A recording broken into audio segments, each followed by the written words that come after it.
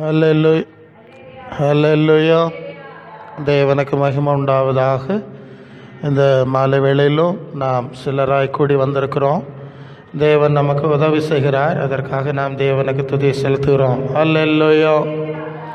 அன்புக்குரிய உங்கள் யாவருக்கும் இரட்சகர் ஆண்டவருமாகிய இயேசு நாமத்தினாலே அன்பின் வாழ்த்துக்கள்.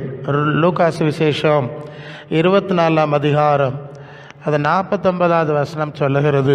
லூகாஸ் விசேஷம் 24ஆம் அதிகாரம் அது 49வது வசனம் சொல்லுகிறது, இயேசு தம்முடைய சீடர்களை விட்டு பிரிந்து செல்லக்கூடிய அந்த சூழ்நிலையில் அவர்களுக்கு சொன்ன ஒரு முக்கியமான ஆலோசனையை நாம் அங்கே பார்க்கிறோம். நீங்களோ உன்னதத்திலிருந்து இதோ இதா வாக்குத்தத்தம் பண்ணினதை நான் உங்களுக்கு அனுப்புகிறேன். நீங்களோ உன்னதத்திலிருந்து வரும் பலனால் தரிப்பிக்கப்படும் வரை எருசலேமிலே காத்திருங்கள். உன்னதத்திலிருந்து வரும் பலனால் தரிப்பிக்கப்படும் வரை நீங்கள் எருசலேமிலே காத்திருங்கள். 3.5 ஆண்டு காலம் ஆண்டவரோடு அவங்க ஊழியம் செஞ்சுருந்தாங்க. அவங்க ஆண்டவருடைய நாமத்திலே அற்புதங்களை செய்யும்படி கூட அவர் அதிகாரம் கொடுத்திருந்தது உண்டு. ஆனால் இப்போது அவர் சொல்கிற காரியம் எல்லாம் நல்லது தான், உங்களுக்கு ஒரு விசேஷ பலன் தேவை. அந்த பலன் பரலோகத்திலிருந்து வர வேண்டும். அது உலகத்தின் வல்லமைகளை, உலகத்தின் அதிகாரங்களை எல்லாம் ஜெயிக்கக்கூடிய ரீதியில், அவை உங்களை தாக்காத ரீதியில் உங்களுக்கு அந்த வல்லமை மிகவும் அவசியமாக இருக்கிறது என்று சொல்லி அது வரைக்கும் நீங்கள் காத்திருக்க வேண்டும். ஹல்லேலூயா. அந்த வார்த்தை நீங்கள் காத்திருக்க வேண்டும். அந்த பலனை பெற்றுக்கொள்ளும் வரை நீங்கள் காத்திருக்க வேண்டும். அநேக காரியங்களை நான் உங்களுக்கு சொல்லியிருக்கிறேன், நீங்கள் படிச்சிருக்கீங்க. அநேக பயிற்சிகள் மாதிரியாலாம் நான் காண்பிச்சிருக்கிறேன். அதெல்லாம் நல்லது தான். ஆனால் இந்த வல்லமை பெற்றுக்கொள்வதற்கு நீங்கள் கண்டிப்பாக காத்திருக்க வேண்டும். அந்த வல்லமை வந்த பிறகு தான், இப்போ அதுதான் அப்போஸ்தலர் 1ஆம் அதிகாரம் 8ஆம் வசனத்தில் படிக்கிறோம், பரிசுத்த ஆவி உங்களிடத்தில் வரும்போது தான் உங்களுக்கு பலன் வரும். ஹல்லேலூயா. அது நான் அங்கே உட்கார்ந்துருந்த போதே அந்த வசனம் தான் எனக்கு முன்னால் வந்தது. அதான் அவர் சொல்லிட்டார். சரியா? பெலன் என்ற வார்த்தை, பெலன் என்ற வார்த்தை. அப்போ ஒரு பலன் நமக்கு தேவை. இயேசுவை ஏற்றுக்கொண்டிருந்தாலும் விசுவாசித்தாலும் ஆண்டவருக்குள்ள பல காரியம் செஞ்சாலும் நமக்கு கண்டிப்பாக ஒரு புதிய பலன் தேவை. பழைய பலன் அல்ல, மாம்ச பலன் அல்ல, அதுக்கு பதிலான ஒரு புதிய பலன் தேவை. ஒரு நபர் ஆண்டவரை ஏற்றுக்கொண்டு பாவங்களை அறிக்கையிட்டு ரட்சிக்கப்பட்ட உடனே ஆண்டவர் அவர்களை அப்படியே வச்சிடறது கிடையாது. அவர்களுக்கு ஒரு புதிய பலனை அவர் கட்டளை இடுகிறார். அது வாக்குத்தத்தம். அது வரைக்கும் நீங்கள் வேறு காரியங்களில் ஈடுபடக்கூடாது.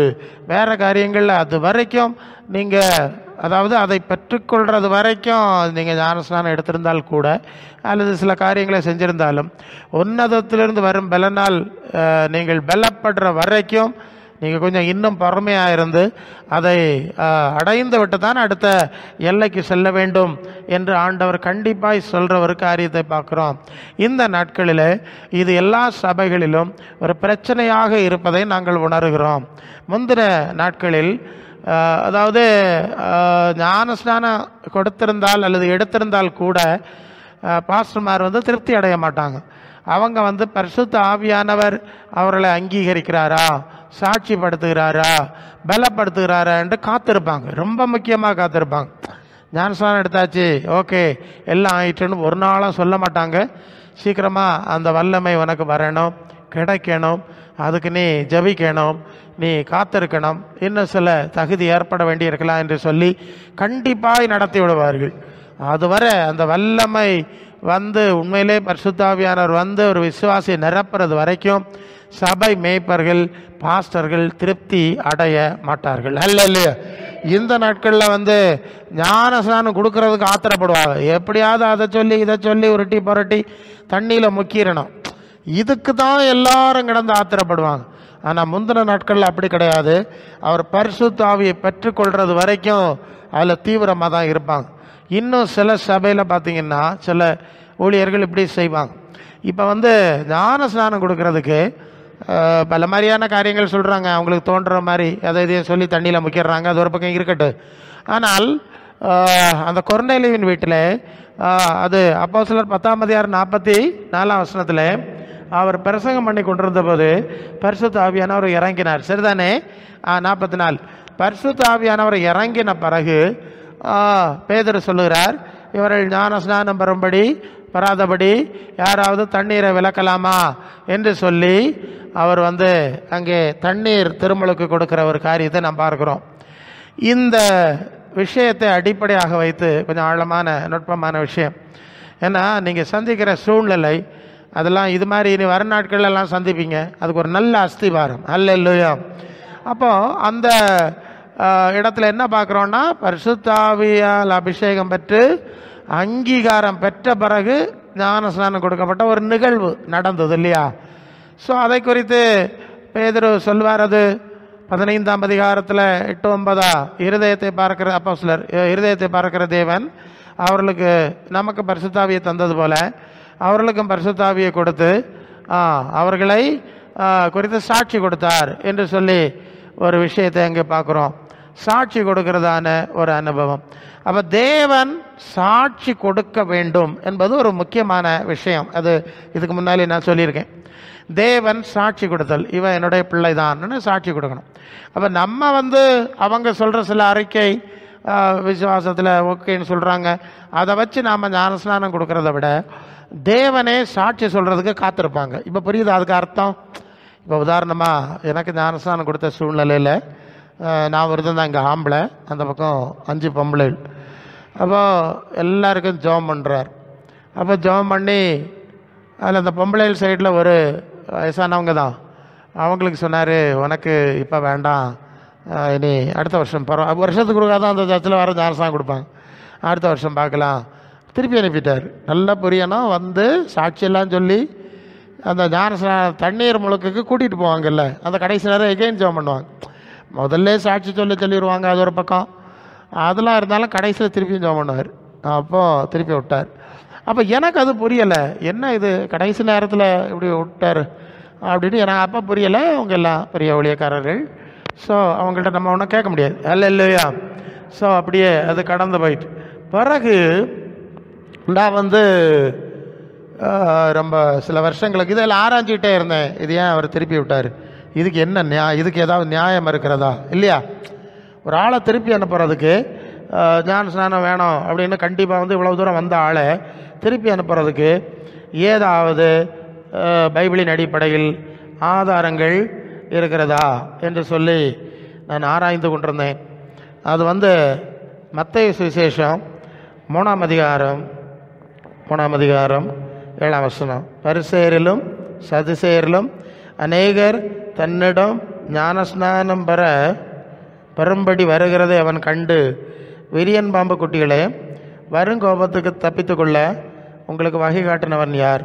மனம் திரும்புதலுக்கு ஏற்ற கனிகளை கொடுங்கள். அல்ல ஞானஸ்நானம் எடுக்க தான் வர்றாங்க, அவங்கள பார்த்து சொல்கிறான். அந்த வார்த்தை என்னது? நீங்கள் யாருன்னு சொல்லிட்டாரு, விரியன் பாம்பு குட்டி. உங்களுக்கு எப்படி நான் ஞானஸ்நானம் தர முடியும்? நீங்கள் மனம் திரும்புதலுக்கு ஏற்ற கனிகளை கொடுத்த பிறகுதான் ஞானஸ்நானம் உங்களுக்கு தர முடியும்னு சொல்லிட்டேன். சரிதானா? இப்போ எனக்கு ஆண்டவர் ஆதாரம் தந்துட்டார். ஸோ அந்த ஞானஸ்நானம் கொடுக்கக்கூடிய ஊழியக்காரருக்கு ஞானஸ்நானம் கொடுக்கவும் கொடுக்காமல் இருக்கவும் உரிமை இருக்கிறது. அல்ல அவருக்கு தேவன் நிச்சயம் கொடுக்கலன்னா, திருப்தி கொடுக்கலன்னா அவங்க ஞானஸ்நானம் கொடுக்கணும்னு கட்டாயம் கிடையாது. அப்போ இதை விளங்கிக்கிட்டேன். ஸோ அப்போது அதனால தான் அந்த காலத்தில் அப்படி செஞ்சுருக்காங்கங்கிறது பரவ விளங்கிட்டேன். சில சபையில் என்ன பண்ணுவாங்கன்னா, நான் கேள்விப்பட்டிருக்கேன், ஏற்கனவே அங்கங்கே ஞானஸ்நானம் எடுத்திருப்பாங்க. இந்த சபையார் அந்த ஞானஸ்நானத்தை அக்செப்ட் பண்ண மாட்டாங்க, ஏற்றுக்கொள்ள மாட்டாங்க. அந்த ஞானஸ்நானம் சரியில்லைன்னு சொல்லுவாங்க. திருப்பி ஒன்றுலேருந்து உபதேசம் கொடுத்து எல்லாம் ஸ்டடி பண்ணி 2ஆவது ஞானஸ்நானம் கொடுப்பாரு. கொடுத்த சம்பவம் இருக்குது. இது ஏதோ நான் ஒன்றும் எதிர்பார்க்கல. என்ன நான் வேறு சப்ஜெக்ட் தான் பேசணும்னு நினச்சிட்டு இருந்தேன். அதில் உட்காந்துருந்தேன், அப்படியே தியானிச்சுட்டு தான் இந்த பரிசுத்தாய் வந்துட்டுது. இன்னும் தொடர்ந்தே போயிட்டுருக்கு, இங்கே ஒன்றும் குறிப்பில் இல்லை. சரி, அப்போது 2ஆவது ஞானஸ்நானம் கொடுத்துருவாங்க. அப்போ 2ஆவது ஞானஸ்நானம் கொடுக்கறதுக்கு அதுக்கு ஆதாரம் இருக்கா?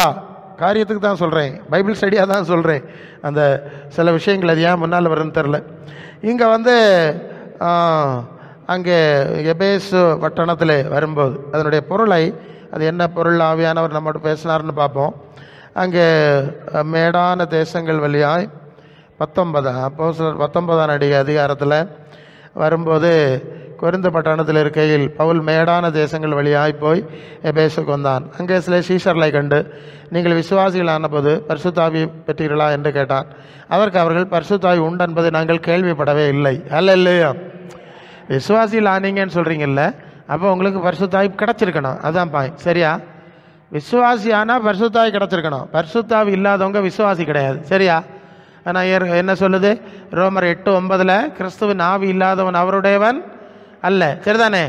பரிசுத்தாவினுடைய அபிஷேகம் இல்லாதவங்க விசுவாசி கிடையாது. இது அது நான் ஏற்கனவே சொல்லியிருக்கேன். அது ரோமர் 8:14, எவர்கள் தேவனுடைய ஆவியினாலே நடத்தப்படுறாங்களோ அவங்க தான் தேவ பிள்ளைகள். சரிதானே? அப்போ பரிசுத்தாவி இல்லாதவர்கள் விசுவாசிகள் என்று, தேவ பிள்ளைகள் என்று சொல்லக்கூடாது என்று சொல்லக்கூடிய ஒரு முக்கியமான பகுதி அந்த இடத்துல இருக்கிறத நாம் பார்க்குறோம். சரி, அப்போ இங்கே நீங்கள் விசுவாசிகளான போது பரிசுத்தாவியை பெற்றீர்களா? அப்போ அவங்க சொல்கிறாங்க, எங்களுக்கு பரிசுத்தாவி அனுபவம் இல்லை, உண்டொன்று கேள்விப்படம் இல்லை. அப்போ எந்த ஞானஸ்நானம் பெற்றீர்கள்? அதுக்கு யோவான் கொடுத்த ஞானஸ்நானம் பெற்றோம். அப்பொழுது பவுல் யோவான் தனக்கு பின் வர்ற இயேசு விசுவாசிக்க வேண்டும் என்று சொல்லியிருக்கிறான் இல்லையான்னு மனந்திருதுக்கு ஏற்ற ஞானஸ்நானத்தை கொடுத்தான். அப்படி சொல்லிட்டு இதை கேட்ட பொழுது அவர்கள் அந்த இயேசுவின் சிலுவை பலி, அவர் சம்பந்தமானது, பரிசுத்தாவி, அது சம்பந்தமான எல்லாத்தையும் கேட்டு இயேசு நாமத்தில் ஞானஸ்நானம் எடுத்துக்கொண்டார்கள். இதை அது இயேசு நாமக்காரர்னு ஒரு பிரிவார் உண்டு. இங்கே இயேசு நாமம்னு சொல்லியிருக்கு. அதனால் இயேசு நாமத்தில் தான் ஞானஸ்நானம் கொடுக்கணும். அது இதுக்கு இந்த வசனத்தை பயன்படுத்துவாங்க. பிதா குமாரன் பரிசுத்தாவியில் செல்லாது, இயேசு நாமத்தில் தான் செல்லும் அப்படின்னு சொல்லுவாங்க. அது பெரிய தவறு. ஏன் தவறு என்று சொன்னால், நம்ம பிதா குமாரன் பரிசுத்தாவி நாமத்தினால ஞானஸ்நானம் கொடுக்குறோம்ல, சரிதானே? அதில் கொடுக்கும்போது அதில் என்னெல்லாம் இருக்குது? பிதா இருக்குது. பிதான்னா ஆவியாகிய தேவன். சரிதானே? அடுத்து நடுவில் இருக்குது என்னது? குமாரன் நடுவில் இருக்கிறார்ல. சரிதானே? இப்போ நாங்கள் என்ன பிரச்சனை உங்களுக்கு? நான் இப்படி தான் கேட்பேன். அந்த குமாரன் இல்லாமல் சொல்லிட்டாங்கன்னா சரிதான், திருத்த வேண்டியதான், கண்டிப்பாக திருத்தணும். அங்கே நடுவில் இருக்கிறவரதே குமாரன் தானே, நடுவில் இருக்கிறவர் இயேசு தானே. அப்புறம் பரிசுத்த ஆவி, அதான் விஷயம். இங்கே இயேசு நாமத்தில் ஞானஸ்நானம் கொடுத்தார்கள் அப்படின்னு அவங்க வாதாடிட்டு இருப்பாங்க. அப்போ நான் கேட்டேன், இயேசு நாமத்தினால கொடுத்தாங்க, பரிசுத்தாவி பற்றி சொல்லலை அங்கே. அப்போ என்ன செய்வீங்க? பரிசுத்தாவி உண்டு என்பதே நாங்கள் கேள்விப்படலைன்னு சொல்கிறாங்க. அதான் பிரச்சனை. ஸோ அது பிதா குமாரன் பரிசுத்தாவினா என்னங்கிறது அது ஒரு ஆழமான சப்ஜெக்டு. ஆனாலும் ஒரு சுருக்க விளக்கத்தை சொல்லிடுறேன். பிதாவாகிய தேவன் ஆவியாக இருக்கிறார். ஆவியாக இருக்கிற தேவன். அல்லேலூயா. தேவன் ஆவியாக இருக்கிறார். அது யோவான் 4:24. சரியா? ஆவியாக இருக்கிற தேவன். அந்த ஆவியாக இருக்கிற தேவனை தான் இயேசு தொழுகை செய்தார், அப்போஸ்தலர்கள் தொழுகை செய்தார்கள். ஆவியாக இருக்கிறது. ஏன்னா அதைத்தான் அந்த 2 தீமோத்தேயு 6:16 ஒருவராய் சாவாமல் உள்ளவரும் சேவக்கு விடாத வழியில் வாசம் பண்ணுகிறவரும் ஒருவரும் கண்டிராதவரும் காணக்கூடாதவர். இது பிதாவாகிய தேவன், ஆவியாகிய தேவனை குறிக்கிற வார்த்தை. சரிதானே? ஏன்னா காணக்கூடாதவர்னு சொல்லியிருக்குல்ல, இயேசுவை பார்க்க முடியல, இவர் ரூபம், அவர் ஆவி. ஓகே, அதனால் காணக்கூடாதவர்னு சொல்கிறது ஆவியாகிய தேவனை குறிக்கிறது. அதுதான் இயேசு 4:24 தேவன் ஆவியாக இருக்கிறார், அவரை ஆவியோடும் உண்மையோடும் தொழுது கொள்ளணும்னு சொல்லிட்டார். அதனால தான் அந்த ரூபம் வடிவம் என்கிற எதுவுமே அதில் வராது. நாம் ரூபம் கற்பிக்கும் போது அது விக்கிரக ஆராதனை ஆகிருது. அது இன்னொரு பக்கம். தேவன் ஆவியாக இருக்கிற தேவன் ரூபமாய் மனுஷனை படைத்தார், ரூபமாய் குமாரனை வெளிப்படுத்தினார், ரூபமாய் அவரை உலகத்துக்கு அனுப்பினார். அவர் நம்முடைய குரு, ராஜா, தலைவர், ரட்சகர், மேய்ப்பர், பிரதான அப்போஸ்தலன், நிறைய வார்த்தை இருக்கு. ஓகே, அதனால தான் இந்த ஆராதனைன்னு சொல்கிறத மிகச்சரியான விளக்கத்தின்படி ஆராதனை ஆவியாகிய தேவனுக்கு செய்யணும். அல்லேலூயா. ஆராதனை யாருக்கு செய்யணும்? ஆவியாகிய தேவனுக்கு செய்யணும். ஆனால் பின்பற்றும் போது இயேசுவை சீடர்களாக, இயேசுவை மேய்ப்பராக ஏற்றுக்கொண்டு அவருடைய சீடர்களாக பின்பற்றணும். இந்த வித்தியாசம் தெரியுதில்ல? ஆராதனை ஆவியான தேவனுக்கு, பின்பற்றுவது இயேசுவுக்கு. சரியா? ஏன்னா அவர் தான் நம்ம விசிபிள், நமக்கு தலைவராய் முன்னே போகிறார். அது ஒரு நுட்பமான வேறுபாடு. சரி, அப்போ தேவன் ஆவியாக இருக்கிறார், அது போதும்.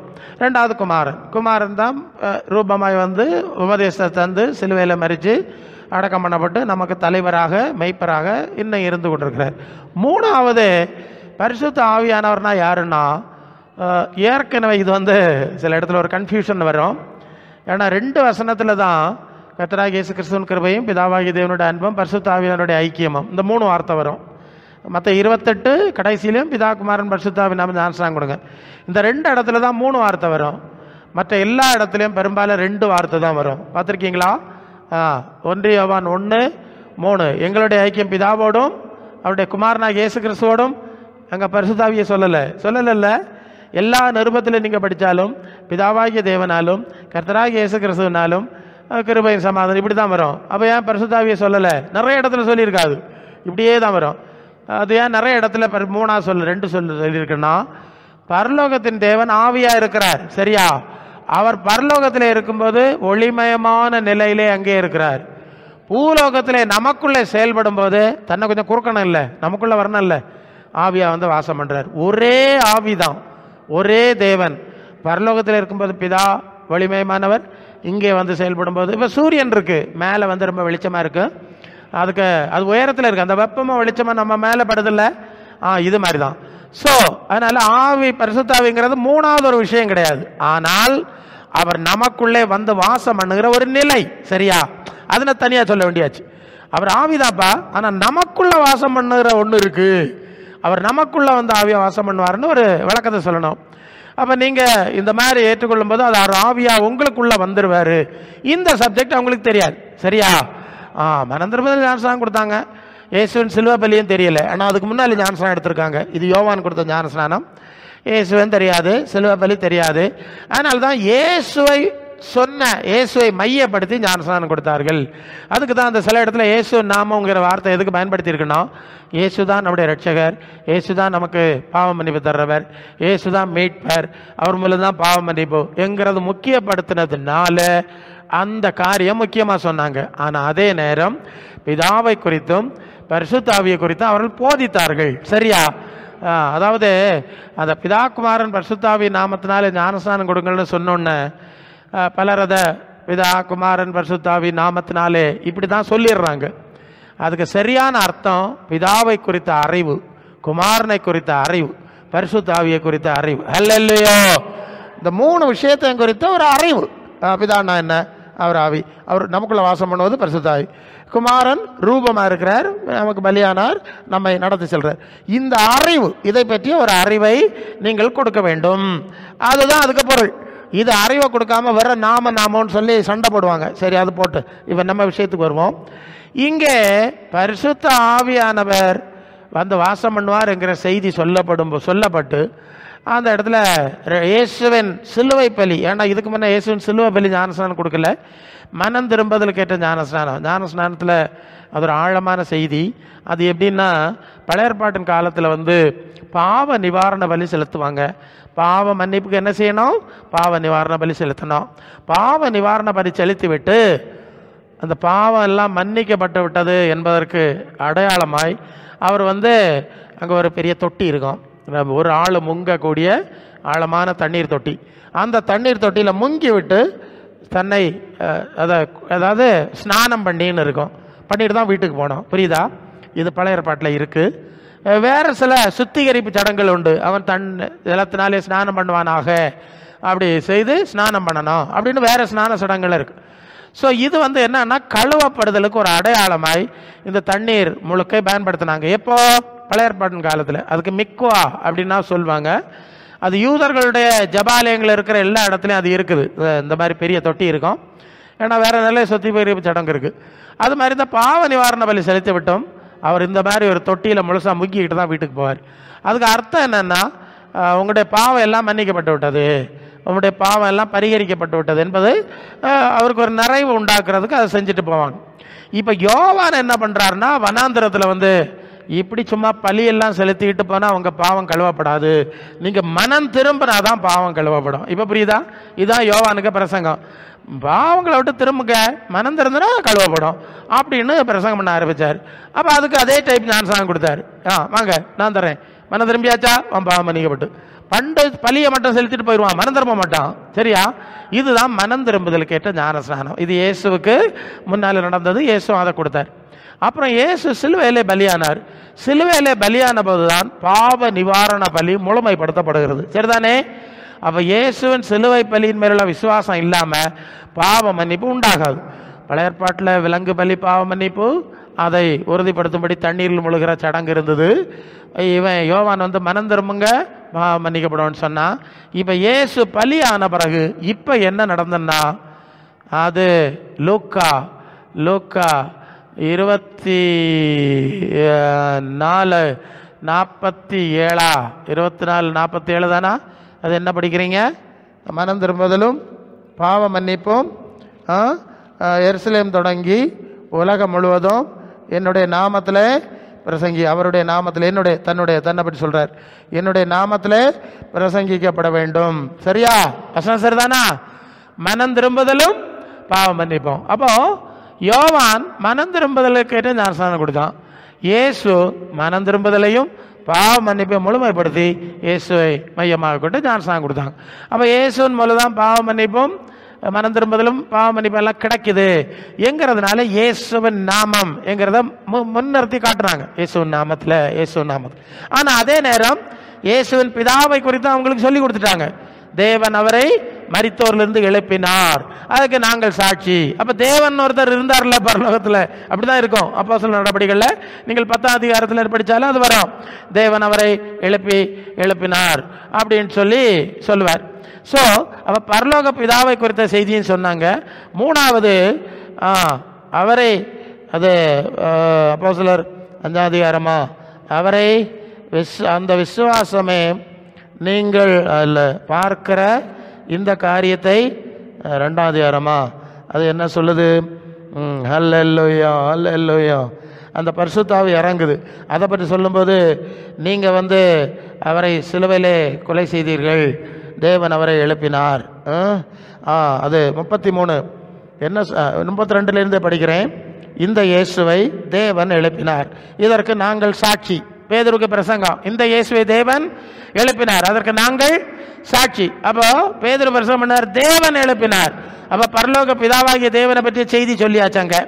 அவர் தான் இவரை எழுப்பினார். ரெண்டாவது, அவர் தேவனுடைய வலது கரத்தினால் உயர்த்தப்பட்டு பிதா அருளிய வாக்குத்தத்தத்தின்படி பரிசுத்த ஆவியை பெற்று நீங்கள் இப்பொழுது காண்கிறதும் கேட்கிறதுமாகிய இதை பொழிந்தருளினார். ஹல்லேலூயா. பார்த்தீங்களா? பரிசுத்த ஆவியும் பொழிந்தருளினார். என்னெல்லாம் சொல்றாங்க? தேவன் பிதாவாகிய தேவனை பற்றி சொல்லியாச்சு, குமாரனாகிய இயேசு எழுப்பின குமாரனை சொல்லியாச்சு, பரிசுத்த ஆவியை சொல்லியாச்சு. அப்போ இந்த 3 காரியத்தையும் அறிவு கொடுக்கணும். கொடுத்து தான் அவர்களுக்கு ஞானஸ்நானம் கொடுக்க வேண்டும் என்பதுதான் அதனுடைய பொருள். அதுக்கப்புறம் ஜெபம் பண்ணாங்க, பரிசுத்த ஆவி வந்தது என்று ஒரு விஷயம் இருக்கிறது. எதுக்கு இதை நாம் சொல்ல வருகிறோம் என்று சொன்னால், அதனால இந்த அடிப்படையில் சில பாஸ்டர்ஸ் என்ன சொல்லுவாங்கன்னா, முன்னால அப்போ கூட்டத்துக்கு வருவாங்க, ஈஸியாக ஒன்றும் ஞானஸ்நானம் கொடுக்க மாட்டாங்க. ஒரு வருஷத்துக்கு ஒருக்கா தான் கொடுப்பாங்க, அது ஒரு பக்கம் கொடுக்க மாட்டாங்க. அவங்க வெயிட் பண்ணுவாங்க. எதுக்கு வெயிட் பண்ணுவாங்கன்னா, கூட்டத்துக்கு வந்தாலும் மனம் திரும்பினாலும் கர்த்தர் சுகம் கொடுத்திருந்தாலும் பிசாசு பல ரீதியில் வருவாங்க, விடுதலை எல்லாம் கொடுத்திருந்தாலும் இவங்க ஈஸியாக ஞானஸ்நானம் கொடுக்க மாட்டாங்க. இல்லையா? அவங்க வெயிட் பண்ணுவாங்க.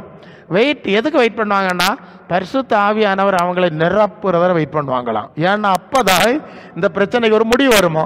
ஏன்னா அவங்க ஊழியத்தில் நிறைய சூழ்நிலை பார்த்தாங்கல்ல, பரிசுத்த ஆவியானவர் அவர்களை நிரப்புறது வரை அங்கே. ஏன்னா கொர்நேலிய வீட்டில் அப்படி நடந்தில்ல, தண்ணீர் சடங்கு முன்னாலே அது நடந்ததுனால வெயிட் பண்ணுவாங்களாம்.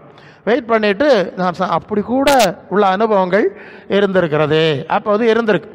சொல்ல வந்த விஷயம், பரிசுத்த ஆவியினுடைய அபிஷேகம்தான் மிக மிக முக்கியமான அனுபவம். அல்லோ தண்ணீர் முழுக்கை விட பரிசுத்த ஆவியினுடைய அனுபவத்தை மிக மிக முக்கியப்படுத்தி பேசினார்கள்.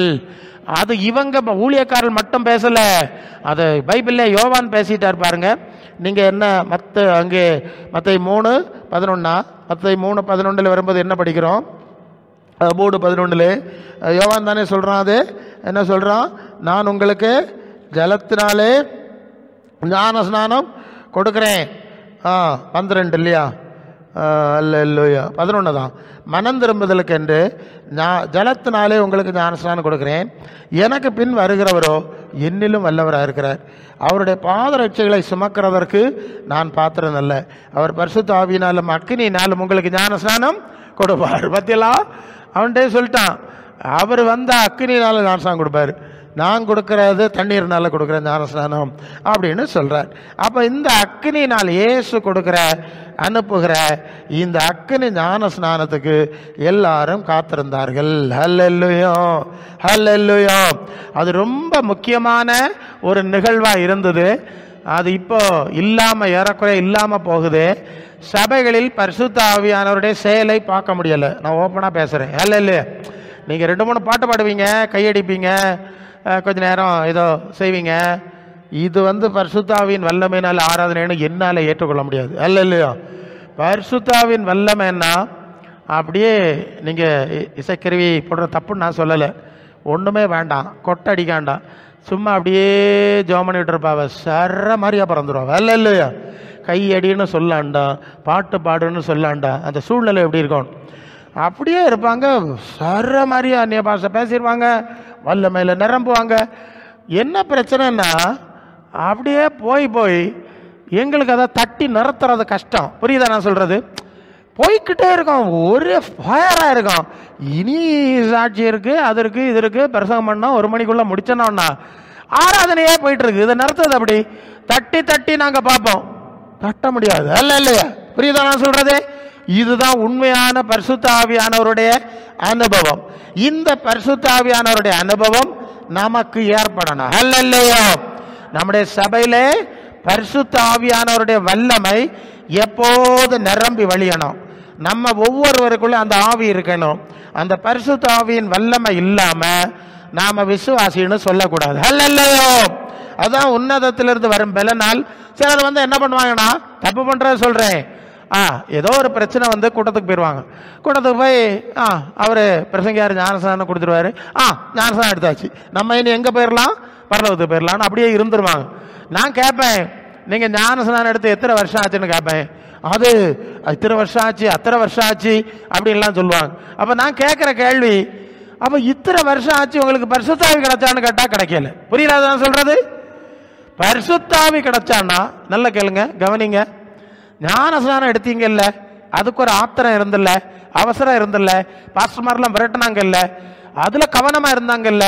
பரிசுத்தாவின் வல்லமையை பெற்றுக்கொள்வதில் கவனமாக இருந்தார்களா? அதுக்குள்ள காரியங்களை சொன்னார்களா? உங்களை அதுக்காக ஜபிக்க சொன்னார்களா? இல்லையா? அவர் கேள்வி இருக்கு இல்லையா? தண்ணியில் முங்கிட்டோம், அதோட சந்தோஷப்பட்டுட்டோம். அக்னினாலே அபிஷேகம் பண்ணப்படுறதை என்ன பண்ணிட்டோம்? எஸ். அதனால விளைவை சொல்றேன். எல்லாரும் எத்தனையோ வருஷம் விசுவாசிகளா இருப்பாங்க, பரிசுத்தாவின் அல்லேலூயா எத்தனையோ வருஷம் விசுவாசிகளா இருப்பாங்க, பேயா அடிச்சு கறக்கிக்களை போட்டுறோம். நாம பார்ப்போம், என்னடா மூத்த விசுவாசின்னு பார்த்தா அது அங்க அடிச்சு 2 கிலோ கிடக்கு. ஏன்? உள்ள பரிசுத்தாவி இல்லை. இவ புரியுதா? நான் மூத்த விசுவாசியாக்கும் இத்தனை வரி அந்த பேச்செல்லாம் ஈடுபடாது. உனக்குள்ள கர்த்தருடைய ஆவி இருக்கா? புரியுதா சொல்றது? கர்த்தருடைய ஆவி இருந்தாவணும், பரிசுத்த ஆவி இருந்தாவணும். சீசர்கிட்டே சொல்லிட்டார், அது வராமல் நீங்கள் வேற ஒரு காரியத்துக்கு போகக்கூடாது, அது வரை நீங்கள் இப்போ வெயிட் பண்ணுங்க. ஏன்னா நீங்கள் அப்போஸ்தலர் 10:38 ஆண்டவர் சொல்வார், தேவன் அவரை பரிசுத்த ஆவியினாலும் வல்லமையினாலும் நிரப்பினார். அல்லேலூயா. அந்த வார்த்தை முக்கியம். தேவன் அவரை பரிசுத்த ஆவியினாலும் வல்லமையினாலும் நிரப்பினார். தேவன் அவரோடு கூட இருந்தார். அவர் பிசாசின் வல்லமையில் அகப்பட்ட யாவரையும் விடுதலை பண்ணுகிறவராய் சுற்றி திரிந்தார். அல்லேலூயா. அப்ப இயேசுவோடு தேவன் எப்படி இருந்தாரு? பரிசுத்த ஆவியாய் வந்து கூட இருந்தார். அதான் பாயிண்ட். அப்ப பரிசுத்த ஆவி நமக்குள்ள வரலன்னா தேவன் நம்மோட இல்லைன்னு அர்த்தம். புரியுதா? அடுத்த விஷயம் உண்மையை சொல்றேன். இப்ப நம்ம எல்லாம் நார்மலா இருந்துட்டு இருக்கோம், அதனால நமக்கு எல்லாம் சரிதான், நான் அப்படி இருக்கிறேன்னு சொல்லிக்கிறோம். அதுக்குரிய சூழ்நிலையில மாட்டும் போதுதான் நம்ம எவ்வளவு பலவீனமா இருந்தோம்னு தெரியும். புரியுதா? அதெல்லாம் சில காரியத்தை நம்ம அறியறதுக்கு தான், படிக்கிறதுக்கு தான் சில காரியங்களை தேவன் அனுமதிக்கிறார். புரியுதா? பரிசுத்த ஆவியின் வல்லமை இல்லைன்னா என்ன நடக்கும்? அது எப்ப வேணா எதுவும் நடக்கும். பரிசுத்த ஆவியின் வல்லமை தேவ ஆவியை கண்டிப்பாக பெற்றுக்கொள்ளணுங்கிறது நமக்கு உரைக்கணும், அதுக்கு முக்கியம் தெரியணும், அதுக்கு இம்பார்ட்டன்ஸ் தெரியணும்னா சும்மா சொன்னா தெரியாது. சும்மா சொன்னா தெரியுமா? ஆமாம், பிரசங்கருக்கு நேரம் 1 மணி நேரத்தையா பேசணும் இல்லையா, பேசிட்டு போறோம்னு நினைக்க போறிய. இப்படி ஏதாவது சம்பவம் வந்தாதான், ஓ இவ்வளோ விஷயம் இருக்குல்ல, பரிசுத்தா இல்லைன்னா இப்போ வேண்டாம்னு தள்ளி போட்டுறோம். கரெக்ட். பரிசுத்தா இருந்தால் தள்ள முடியாதுல்ல, உள்ள வல்லமை இருக்கு, தேவனுடைய ஆவி இருக்கு, தேவன் கூட இருக்கிறார். பரிசுத்தாவினா தேவன் கூட இருக்கிறார், ஆவியாகிய தேவன்.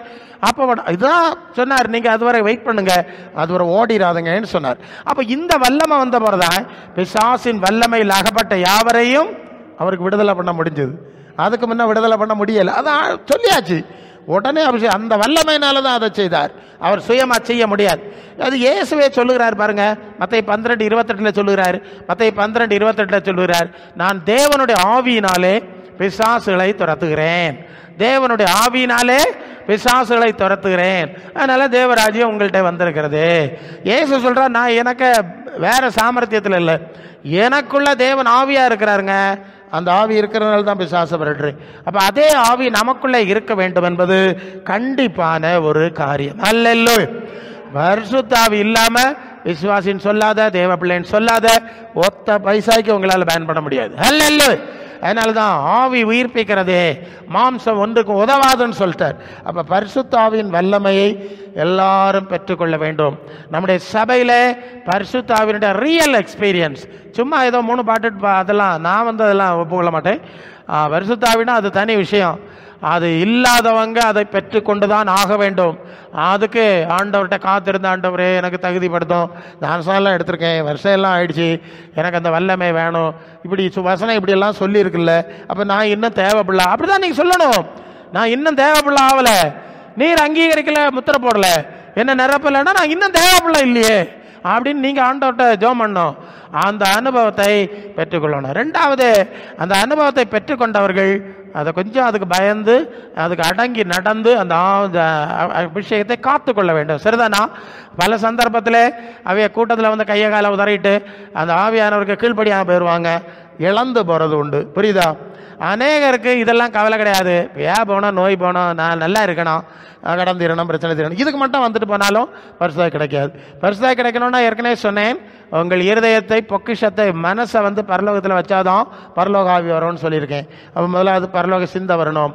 2வது, கழுவப்படுற இருதயம், பாவமறைகள் எடுத்து ஆண்டவர் என்னெல்லாம் உணர்த்துகிறாரோ அது சரி பண்ணி சரிப்படுற அனுபவம். 3வது, சப்மிஷன். ஆண்டவரே உங்களுடைய சித்தப்படி நான் செய்வேன். நீங்கள் வந்து அப்போஸ்தலர் நடபடிகளில் ஒரு வசனம் இருக்கு பாருங்க. அது வந்து சவுல், யாரு? சவுல். அவர் பவுலா மாறுறதுக்கு முன்னால் நடந்த சம்பவம். இவர் என்ன செய்வார்னா, இந்த சபைகளை எல்லாம் அழிக்கிறதுக்கு அவர் ஓடிட்டு இருக்கிறார். ஓடிட்டு இருக்கும்போது தமஸ்குவுக்கு பக்கத்தில் அந்த சபையை தான் அவர் அழிக்க போகிறாரு. அங்கே வந்தோடனே அவருக்கு கண்ணு குருடாயிடுச்சு. எப்படி? கண்ணு குருடாயி அங்கே தரையில் விழுகிற ஒரு காரியத்தை நாம் பார்க்குறோம். தரையில் விழுந்தோடனே, அது 9வது அதிகாரமாக அப்போஸ்தலர் நடபடிகளில் வரும்போது தரையிலே விழுறான். விழுந்தோடனே 9:6 அப்போ தான் அவன் கேட்குறான், நான் என்ன செய்ய சித்தமாக இருக்கிறேன். சரியா? இங்கே ஒரு அர்ப்பணம். அவன் கேட்குறான், நான் என்னப்பா செய்யணும் அப்படின்னு கேட்குறான். நீ பட்டணத்துக்குள்ளே போ, நீ செய்ய வேண்டியது அங்கே உனக்கு சொல்லப்படும்னு சொல்லியாச்சு. சரி, அவன் கண்ணு தெரியலை, கூட வந்த ஆள் எப்படியும் பிடிச்சு கொண்டு போனாங்க. இப்போ 10ஆம் வசனம், தமஸ்குவிலே அனனியா என்னும் பேருள்ள ஒரு சீசன் இருந்தான். அவனுக்கு கர்த்தர் தரிசனமாகி அனனியாவே என்றார். அவன், ஆண்டவரே இதோ அடியேன். அப்பொழுது அவர் சொன்னார், கர்த்தர் நீ எழுந்து நேர் தெரு எனப்பட்ட தெருவுக்கு போ. யூதா, அட்ரஸ் பாருங்க, அழகாக சொல்லியாச்சு. ஸ்ட்ரீட் பேர் நேர் தெரு, அங்கே யூதான்னு பேர். அவனுக்கு வீட்டில் சவுல் என்றவன் இருக்கிறான். அவன் ஜெபம் பண்ணிட்டு இருக்கிறான். அனனியா என்னும் பெயருள்ள ஒருவன் தன்னிடத்தில் வரவும் தான் பார்வடையவும் தன்மேல் கைகளை வைக்கவும் தரிசனம் கண்டான் அப்படின்னு இவர் சொல்றார். இயேசு சொல்றார், அனனியாவே இப்படி நடந்திருக்கு, நீ போ, அவனை போய் பாரு, அவனுக்கு எல்லாம் சொல். அதை பற்றி அனனியா சொல்றான். 17 அப்பொழுது அனனியா போய் வீட்டுக்குள் பிரவேசித்து அவன் மேல் கையை வைத்து, சகோதரனாகிய சவுலே, நீ வந்த வழியிலே உனக்கு தரிசனமான இயேசுவாகிய கர்த்தர் நீ பார்வை அடையும்படிக்கும் பரிசுத்த ஆவியினாலே நிரப்பப்படும்படிக்கும் என்னை அனுப்பினார் என்றான். ஹல்லேலூயா. நல்ல கவனிச்சிங்களா? அவன் எப்போது நான் என்ன செய்ய வேண்டும்னு கேட்டு அர்ப்பணித்தானோ அப்போதான் அவனுக்கு பரிசுத்த ஆவியை கொடுக்கறதுக்கு ஏற்பாடு நடந்தது. சரியா?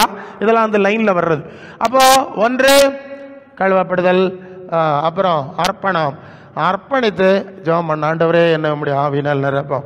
நீங்கள் வேற ஒன்றுக்கும் ஜெபம் பண்ணாண்டாம், எனக்கு அந்த விடுதலை தாரோம் இந்த விடுதலை தாரெல்லாம் சொல்லாண்டாம். பரிசுத்த ஆவியினால இன்னும் நிரப்பையில், நான் இன்னும் தேவைப்பிள்ளை ஆவேலையே, இதுதான் நீங்கள் சொல்லணும். இன்னும் வசனத்தின்படி நான் உங்களுடைய பிள்ளை ஆகலை, நீர் முத்திரை போடலை, இதை மட்டும் கேட்டுகிட்டே இருங்க. அது கிடச்சா எல்லாம் சரியாயிடும். இல்லையோ? அது வந்துட்டுனா எல்லாமே சிலர் வந்து இந்த பரிசுத்தாவின் வல்லமை அவங்க மேலே இறங்கினோன்னே தரையில் விழுந்துடுறாங்க. அந்த வல்லமை வந்துட்டால் வேறு வல்லமையெல்லாம் வெளியே போயிடும். முதல்ல மற்ற வல்லமையெல்லாம் வெளியே போயிடும். அதுதான் அதுக்கு விஷயம். ஆமாம், உடனே அந்த டச் ஆனோடனே இதுக்கெல்லாம் விழுந்துடும். அடுத்த வல்லமை எழுப்பி விட்டுரும். இதெல்லாம் சில அனுபவங்கள், அது சிலருக்கு அந்த அனுபவத்தை பார்த்துருக்கோம். அவர்கள் தேவனை புகழ்வார்கள், அந்த வல்லமையை உணர்வார்கள், அந்நிய பாஷை பேசுகிறாங்க, இதெல்லாம் செய்வாங்க. ஸோ என்ன புரிஞ்சுக்கிட்டீங்க? பரிசுத்த ஆவியின் வல்லமையை பெற்றுக்கொள்ளுதல் மிக மிக முக்கியமான காரியம். புரியுதா? அதான் நான் சொன்னேன், ஞானஸ்நானம் தண்ணீர் முழுக்குக்கு முன்னாலே பரிசுத்த ஆவியை பெறணுங்கிற அளவுக்கு. ஆமாம், எல்லாருக்குமே கூட்டம் நடத்திடுவோம். பரிசுத்த ஆவியை பெற்றுக்கொள்ளுங்கள், தாழ்த்துங்கள், பாவரிக்கை செய்யுங்க. ஸோ இது ஒரு முக்கிய ப்ராசஸ் இருக்கணும். பரிசுத்த ஆவியின் அப்போ நம்ம மேலும் விசுவாசிகள் மேலும் பரிசுத்த ஆவியானவர் செயல்படுறதை நம்ம உணரணும். அல்ல இல்லையா? அதான் அந்த சும்மா கையடிக்கிறது இல்லை, அது இயல்பாக வந்துடும். இயல்பாக அந்த பவர் தன்னால் வரும். அது தன்னால் வந்து அந்த வல்லமை செயல்படுறதை உணர முடியும். தீர்க்க தரிசனங்கள் வரும், வெளிப்பாடுகள் வரும். எனக்கு இன்னைக்கு அதெல்லாம் கிடையாது. இது ஒரு செயற்கையாக செய்கிறது மாதிரி தான் இருக்குல்ல. 3 பாட்டு பாடணும், நம்ம கொட்டை அடிக்கணும். 3 பாட்டாண்டா ஒரு பாட்டு போய் பாடுறதுக்கு நேரம் கிடைக்காது. சும்மா வந்துடுது ஜோம் பண்ணிகிட்டு இருக்கக்குள்ளே ஒவ்வொருத்தர் பழைய காரியெல்லாம் அப்படி தான், அப்படியே போயிடுவாங்க. அந்த அனுபவம் மீண்டும் உண்டாக வேண்டும். அப்போ தான் சபைக்குள்ள ஆவியானவர் கிரியை செய்கிறாருங்கிறது உறுதியாகும். அல்ல இல்லையோ? இது முதல் விஷயம். 2வது, பெற்றுக்கொள்ளாதவர்களும் அதை பெற்றுக்கொள்வார்கள். முதல்ல ஒரு ஆள், அடுத்த 2 ஆள், அடுத்த 3 ஆள், அப்படியே அது பறந்து விரிந்து போகிறத நம்ம பார்க்க முடியும். அல்ல இல்லையா? இதுக்கு கூட தான் ஆவியானவர், சத்திய ஆவியானவர் வரும்போது சகல சத்தியங்களை நடத்துவார். அப்போ ஊழியக்காரர்கள் மூலம் சத்திய ஆவியானவர் பேசிக்கிட்டே இருப்பார். சரியா? அப்போ ஆவியானவர் பேசிக்கிட்டே இருப்பார், உணர்த்திக்கிட்டே இருப்பார், சத்தியங்களை வெளிப்படுத்திக்கிட்டே இருப்பார். ஜனங்கள் விசுவாசித்து கொண்டே இருப்பார்கள், கழுவப்பட்டு கொண்டே இருப்பார்கள், ஆவியினாலே நிரம்பி கொண்டே இருப்பார்கள். அல்ல இல்லையா? எல்லாம் ஒரே ப்ராசஸ் நடந்துகிட்டே இருக்கும். அதான் சில வேளை பிரசங்கம் பண்ணும்போதே நடக்கும். இங்கே பிரசங்கம் நடந்துட்டு வேலை அப்படின்னு குதிச்சிருவாங்க. அந்த மாதிரிலாம் அனுபவங்கள் நடக்கிறது உண்டு.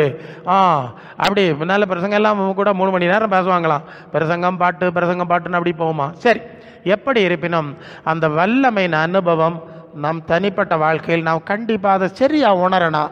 அது உணரலைன்னா உட்காந்து ஆண்டவரே அதை நான் தெளிவாய் பார்க்க வேண்டும், சரியாக பார்க்கணும். நான் சுயத்தில் கொஞ்சம் நேரம் சத்தம் போடுவதில்லை, அது ஒரு தனி அனுபவம். இந்த அந்நிய பாஷைக்குள்ள சிறப்பு என்னன்னு சொன்னால், இப்போ நம்ம வந்து ஆண்டவரே கத்தாவே அப்படின்னு சொல்லி பல நமக்கு தெரிந்த வார்த்தைகளை சொல்லி நாம் பேச முடியும் இல்லையா? அப்போ என்ன அர்த்தம்? அந்த ஆள் அவருக்கு தெரிஞ்ச மாதிரி ஜோம் பண்ணிட்டு இருக்காரு. அதே நேரம் அந்த ஆள் தனக்கே தெரியாது. இப்போ காமேண்டார் ஷீடிபி லக்கு ஃபோண்டா காமேர் சீதா பலாத்தா, என்னப்பா தமிழே தெரியாத ஆள் வேற பல பாஷையில் பேசினா என்ன அர்த்தம்? அவருக்குள்ள வேற ஒரு காரியம் செயல்படுதுன்னு தெரியுதில்ல. அதனால தான் அந்த அந்நிய பாஷைக்கு முக்கியத்துவம் கொடுத்தாங்க. அந்நிய பாஷை வரும்போது அந்த வித்தியாசம். சிலர் அந்நிய பாஷை பேச மாட்டாங்க, ஓத்தாரம் துள்ளி குதிப்பாங்க. அப்படி அந்த பவர் பாஞ்சு அவங்கள போடுறத பார்க்கணும். எரிஞ்சிடும், தூரம் எரிஞ்சிடும். இங்கே இருக்காள் அங்கே இருக்கும், அங்கே இருக்காள் இங்கே இருக்கும். இல்லை இல்லையா? பெரிய பாடு. சில கூட்டங்கள்லாம் அங்கே இடையில ஆள் விட்டுருக்கோம் இதை ஒழுங்குபடுத்துறதுக்கு. பவர் வந்து இறங்கி குதிச்சு மாங்க போயிடும். முழங்காலே குதிச்சு பெரிய குழப்பம். ஆமாம், ஒரு இடத்துல உட்காந்துருக்கோம், புற எழுப்பி பார்த்தா இன்னொரு இடத்துல இருக்கும். ஸோ அதெல்லாம் ஒழுங்குபடுத்தணும். அப்படிலாம் சூழ்நிலை இருக்குது. சரி, இதுதான் பரிசுத்த ஆவியின் வல்லமை. வெளிப்பாடு வரும், தீர்க்க தரிசனம் வரும், அடுத்த கனிகள் வரும், குணங்கள், அந்த ஆளுக்கு குணம் மாறிடும். அப்படி எல்லாம் அதுக்கு பின்னால் வரும். சரி, அப்போ அந்நிய பாஷையினுடைய அர்த்தம் அல்லது முக்கியத்துவம் என்னென்னா, இந்த ஆளுக்குள்ள ஒரு வித்தியாசமான காரியம் நடக்கிறதுங்கிறத அது உணர்வதற்கு வாய்ப்பு இருக்குது இல்லையா? சும்மா தமிழ்லே பேசி ஆண்டவரேன்னு சொல்லிட்டு இருந்த ஆள் சீக்கா பாட்டா ஃபோபாலா மீட்டி ஷோண்டா அரபியக்கான ராஷ்டிர சனிட்டின்னு பல பாஷையில் பேச ஆரம்பிச்சுட்டா எஸ், ஒரு வித்தியாசம் காரியம் நடக்கும். ஓகே, அப்போ இந்த வல்லமை நமக்கு எல்லாருக்கும் வேணும்.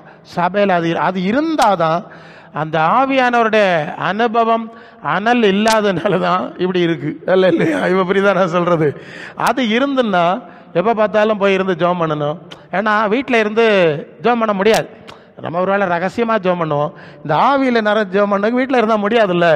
அது சடா கடா படா ரிபா கடா பலா வர்றேன் எங்கே வர்றேன் குட்டி அங்கே நேட்டி சத்தம் அப்பாவை சட்டம் வந்துடும், பிரச்சனை வந்துடும். அதனால என்ன தோணும்னா, நல்லா தெரியும் வீட்டில் இருந்து எள்ளு போல ஆரம்பித்தோடனே வந்துடும், பைய ஜபா வீட்டுக்கு போயிடுவோம். அல்ல இல்லையோ? அதனால தான் ஜபா வீடு வச்சிருக்கு. இங்கே வந்தால் எவ்வளோ ஜோம் பண்ணலாம், அதுக்கு தான் வச்சிருக்கு. இங்கே வந்தால் தாராளமாக ஜோம் பண்ணுவான், ஃப்ரீயாக விட்டுடுறோம். ஸோ எஸ், அதான் உண்மை.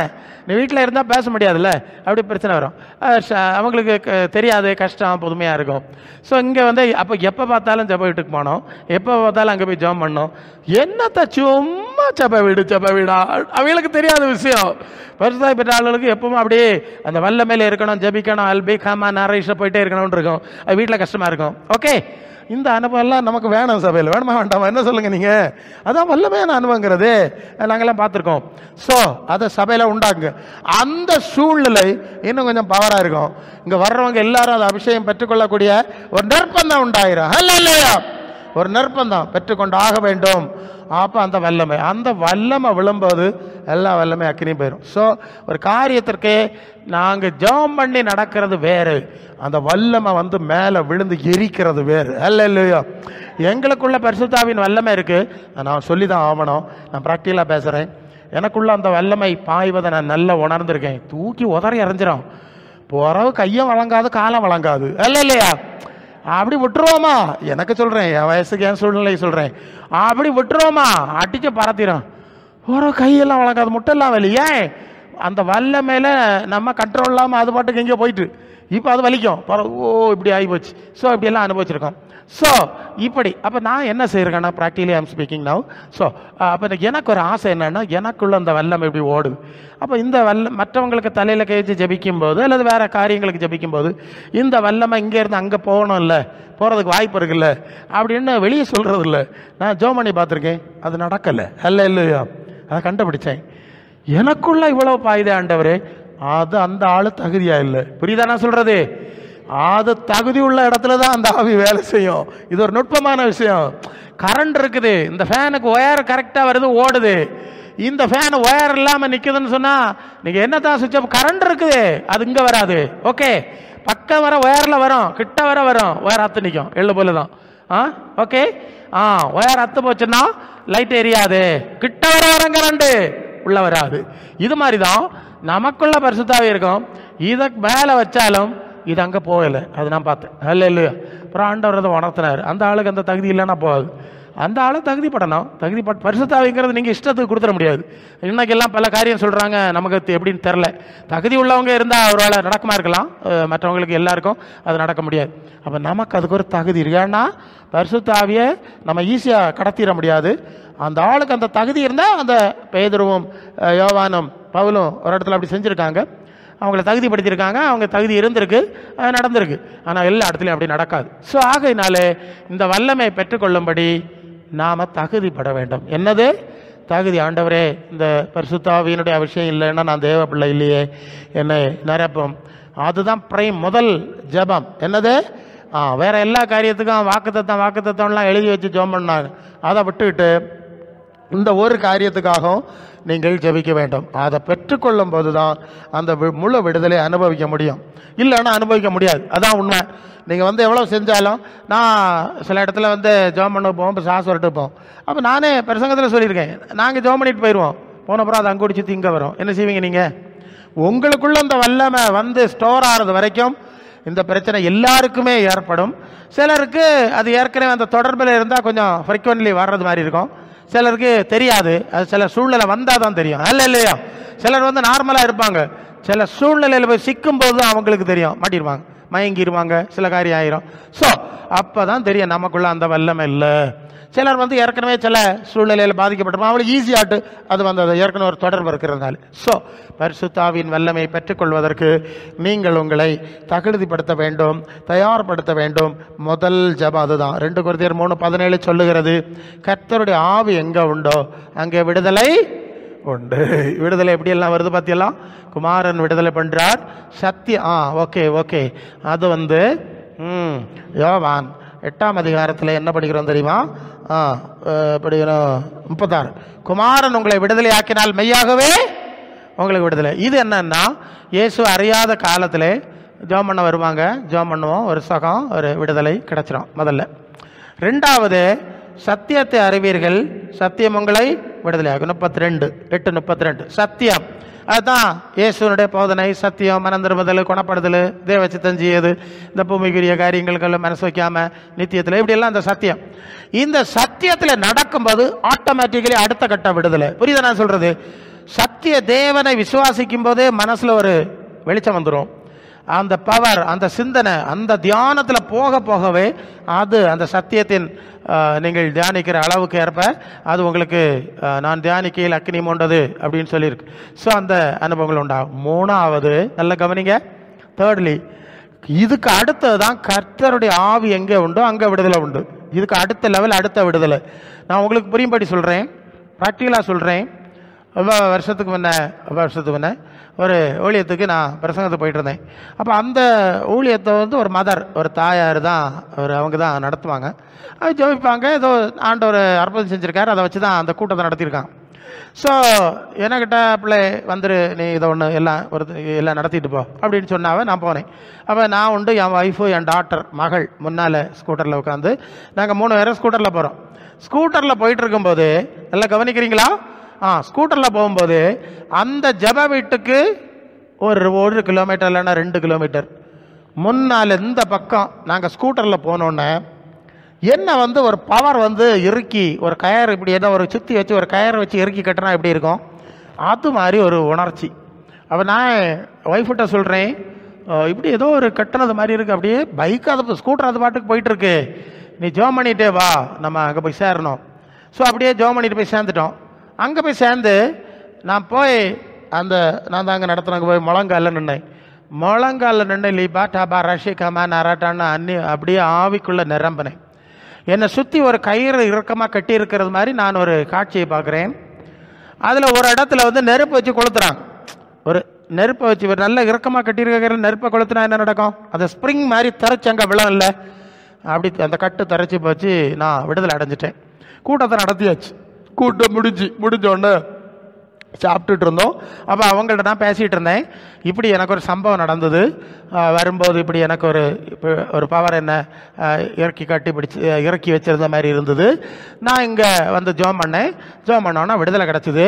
இந்த வட்டாரத்தில் அப்படிப்பட்ட சில ஆளுகை இருக்குன்னு நினைக்கிறேன், நீங்கள் எதுக்கும் ரொம்ப வெளிப்பாக இருக்கணும்னு சொன்னோம். நாங்கள் சொல்லுவாங்க, பிள்ளை எந்த செவருக்கு அந்த பக்கம், இதில் நின்று நாங்கள் பிரசவம் பண்ணுறோம்ல, இந்த செவர் இதுக்கு அந்த பக்கமே, நேர செவருக்கு அந்த பக்கமே அந்த ஏரியா முழுசும் அப்படி தான். இதெல்லாம் அவங்களுக்கு கொடுக்குறதெல்லாம் சொல்லுவாங்கல்ல, அதுக்கு கொடுக்குறதுன்னு இதெல்லாம் சுற்றி நடந்துகிட்ருக்கு. அதுக்கு நடுவில் தான் இது இருக்குது. இந்த ஊழியத்தை என் பையன்தான் நடத்திட்டு இருந்தான். அவன் திடீர்னு ஹார்ட் அட்டாக்ல செத்து போனான். புரியுதா? ரொம்ப பவர். அதனால தான் யாரையாவது வச்சு இப்படி நான் நடத்துகிறேன்னு சொன்னாங்க. ஸோ அந்த வல்லமை என்னையும் தாக்குச்சு. சரிதானா? எனக்குள்ள இருந்த ஆவியானவர் உள்ளே இருந்ததுனால அதுக்கு ஒன்றும் மேற்கொள்ள முடியலை. அது ஒரு அளவு ட்ரை பண்ணிச்சு, அது உண்மைதான். அங்கே போய் ஆவியில் நிறைஞ்சோன்னா பற்றி எரிஞ்சிட்டு, அடுப்பில் தீ வைக்கிறோம், தீ வச்சுட்டு கொஞ்ச நேரத்தில் தீ அணைஞ்சிரும் இல்லையா? அப்புறம் என்ன செய்வோம், திருப்பியும் ஊதி வரவெல்லாம் வச்சு அதை தட்டி அப்படின்னா டர்ன்னு திருப்பியும் எரியுதில்ல. இது மாதிரி தான் ஆவியானவர் உள்ளே இருப்பார். அதான் ஆவியிலே அனலாக இருங்கள். சரியா? ரோமருக்கு எழுதின நிருபத்திலே 12ஆம் அதிகாரமாக அங்கே என்ன, ஆவி இருக்கிறதே அதை சும்மா வச்சிருக்காதிருங்கள், அதை அணைஞ்சு போக விடாதிருங்கள், ஆவியில் அனலாயிருங்கள் என்று அங்கே சொல்லியிருக்கிற காரியத்தை நாம் பார்க்கிறோம். 1 கொரிந்தியர் 12ஆம் அதிகாரம் 11ஆம் வசனம், ஆவியிலே அனலாயிருங்கள். சரியா? அனல் இருந்தாலும் அதுக்கு தான் அந்த சபை கூடுகையிலே கொஞ்ச நேரம் உங்களை ஃப்ரீயாக ஜோம் பண்ண விடுறது, அனலாகிறதுக்கு அதான் சொல்கிறது. நீங்களே ஜோம் பண்ணுங்க. நீங்கள் பெரிய அளவு ட்ரபிள் பண்ணாமல் அவங்களே ஜோம் பண்ண விடணும். அது போகிற தூரம் போட்டு அது நிற்கப்புறம் இருக்க பார்க்கலாம். அப்படி ஒரு அனுமதியை கொடுத்துருக்கிறார்கள். அப்படி ஒரு நாளாவது, வாரத்துக்கு ஒரு நாளாவது அனல் ஆகட்டும் அப்படின்னு செஞ்சுருக்காங்க. அப்புறம் தெசலோனிக்க நிருபத்தில் நான் வாசிக்கும்போது ஆவியை அவித்து போடாதிருங்கள். சரியா? அதான் அதே வார்த்தை தான், ஆவியை அவித்து போடாதிருங்கள். அது 1 தெசலோனிக்கர் 5:19. சரியா? 5:19 இதெல்லாம் இருக்குது. அப்போ ஆவியினால் உண்டார விடுதலை தெரியுதில்ல, அதை நீங்கள் பெற்றுக்கொள்ளாவிட்டால் பல காரியங்களை ஜெயிக்க முடியாது. இல்லையா? இந்த ஆவியின் வல்லம் அதான் சொல்கிறேன். ஊழியக்காரலாக எங்களுக்கு நிலைமை என்னன்னு சொல்லிட்டேன்னா, எங்கள் நிலைமை எப்படி இருந்தா உங்கள் நிலை சில வேலை அப்படி தான். அப்படி சிலர் பாசமாக சொல்லுவாங்க, ஏதோ தலையை கறக்கிற மாதிரி இருக்குது பாஸ்டர் சொல்லுவாங்க. ஓகே, ஏதோ தலை சுற்றுற மாதிரி இருக்குது, ஒரு மயக்கம் மாதிரி இருக்குது. சில இடங்களுக்கு ஜோம் பண்ண போகும்போது அப்படி வருமா, மயக்க மாதிரி இருக்குது, தலையை கறக்கின மாதிரி இருக்குது, ஏதோ ஒரு உறக்கம் அடிக்கடி வர்ற மாதிரி இருக்குது எல்லாம் சொல்லுவாங்கல்ல. ஓகே, உடனே அவங்க ஆவியில் அனலாகி ஜோம் பண்ணி அதை ஜெயிச்சிருவாங்க. இல்லையா? ஆவி உள்ளே இருக்கு, வெளியே ஒரு பவர்ஃபுல் ஆவி நம்ம அட்டாக் பண்ணும்போது அதை ஊதி பெருக்கி நீங்கள் கொளுத்தணும். அப்போ தான் பற்றி பிடிச்சி இதை வரட்டும். இதெல்லாம் இருக்குது. ஸோ அப்போ பரிசுத்த ஆவியை பெற்றுக்கொள்ளுதல் எவ்வளோ முக்கியமானதுன்னு உங்களுக்கு புரியுதா? நீங்கள் எத்தனை பேர் பரிசுத்த ஆவியை பெற்றிய? கூட்டத்துக்கு போகிற ஞானஸ்நானம் எடுத்தெல்லாம் சொல்லுவிய, வருஷம் எத்தனை ஆச்சு? பரிசுத்த ஆவியின் வல்லமை ஏன் இல்லை? அதை நீங்கள் கவனத்தில் கொள்ள வேண்டும், அதை பெற்றுக்கொள்ள வேண்டும். சபையில் எல்லாரும் கண்டிப்பாக பரிசுத்த ஆவி பெற்று இருக்க வேண்டும். அதெல்லாம் சபை இல்லை. ஆவியினால் நடத்தப்படாத சபைக்கு அது கிறிஸ்துவின் சபை அல்ல என்கிறதையும் கவனத்தில் கொண்டு, இது ஒரு முக்கியத்துவமான காரியம். வந்தாவ வாராவ காணிக்க போறாவ அதெல்லாம் கிடையாது. பரிசுத்த ஆவியினால பலம் இருக்கா? இப்போ பலமாக இருக்கிறாங்களா? அவங்களுக்குள்ள அந்த ஆவியானவர் இதை ரொம்ப நுட்பமாய் விசுவாசிகளை கண்காணிச்சுட்டு கொண்டே இருக்கணும். பிள்ளைகள் காலையில் எழும்பி பல்லு தேய்ச்சானா, குளிச்சானா, துணியை துவைச்சானா, வீட்டை பாடம் எழுதுனானா, எல்லாம் பார்க்குறீங்கல்ல, வேற எல்லா காரியம் பார்க்குறீங்கல்ல.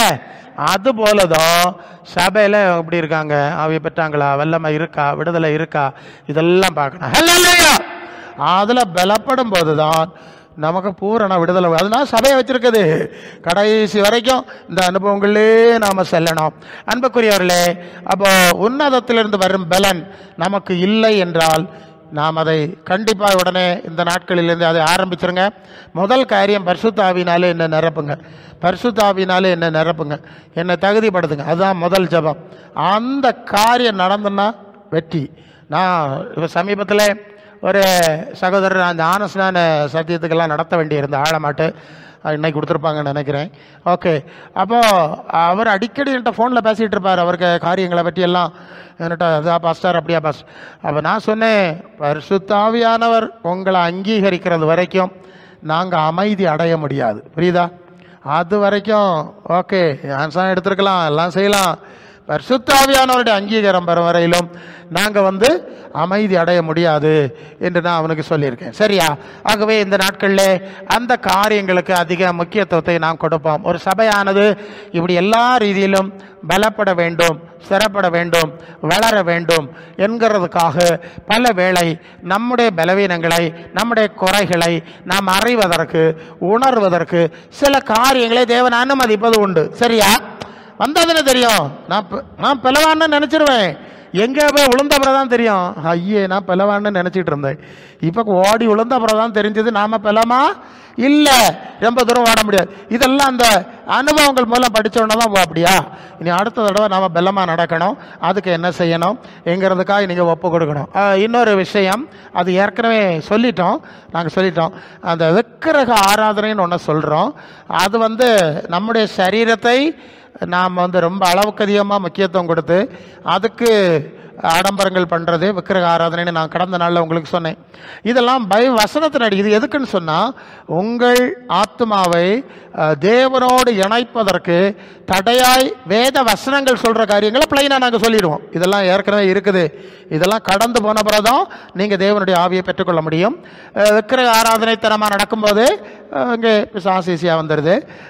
அதை விட்டு உங்களை தேவனுக்கு காணிக்கையாய் நீங்கள் ஒப்பு கொடுக்கும்போது, ஜீவ பலியாய் ஒப்பு கொடுக்கும்போது, ஆமாம் சில வேளை அப்படி தான் பிசாசு எல்லாம் விரட்டும் போது அது சொல்லும், இப்படி எனக்கு நான் தான் உரிமை கோர்றேன்னா, இல்லை நாங்கள் ஆண்டவருக்கு காணிக்கை ஒப்பு கொடுக்க சொல்லிட்டோம், இதில் நீ உரிமை கோர முடியாது. புரியுதா? விரட்டிடுவோம், அவ்வளோதான், ஆன்சர் பண்ண முடியாது. அவருக்கு கொடுத்துட்டோம், இனி எப்படி உரிமை கோர போகிறாய்? இனி தேவனுடைய ஆலயமாக இருக்குது. தேவனுடைய ஆலயம்னா தேவனுடைய ஆவி வந்த பிறகுதான் அந்த வசனம் நிறைவேறும். நாங்கள் சொல்லுவோம் தேவனுடைய ஆலயமாக இருக்குன்னு, அது தேவ ஆவியானவர் நிரப்பும் போது தான் அந்த காரியம் நிறைவேறும். ஆகவே எனக்கு அன்பானவர்களே, இந்த நாட்களில் இந்த உன்னதத்திலிருந்து வருகிற வல்லமை பெற்றுக்கொள்வதற்கு நீங்கள் முக்கியத்துவம் கொடுத்து சபையாரும் எல்லாரும் நீங்கள் இப்போது ஒருவேளை பாதிப்பு தெரியாமல் இருந்தாலும் கண்டிப்பாக ஜெபம் பண்ணுங்க. அந்த கர்த்தருடைய ஆவி வந்தாதான் அடுத்த லெவல் ஆஃப் விடுதலை வரும். இல்லைன்னா வந்த மாதிரி இருக்கும், போன மாதிரி இருக்கும், வந்த மாதிரி இருக்கும், போன மாதிரி இருக்கும். புரியுதா? அதான் அந்த லெவலில் சொல்லியிருக்கு. இது வந்த பிறகு டோட்டலி, ஏன்னா அந்த ஆவிக்கு பதில் வேற ஒரு ஆவி உள்ளே வந்துட்டுல. ஸோ இனி செய்ய முடியாது. ஸோ அந்த காரியத்துக்கு இந்த நாளில் ஒப்பு கொடுங்க, ஜெபம் பண்ணுங்க. கர்த்தர் இந்த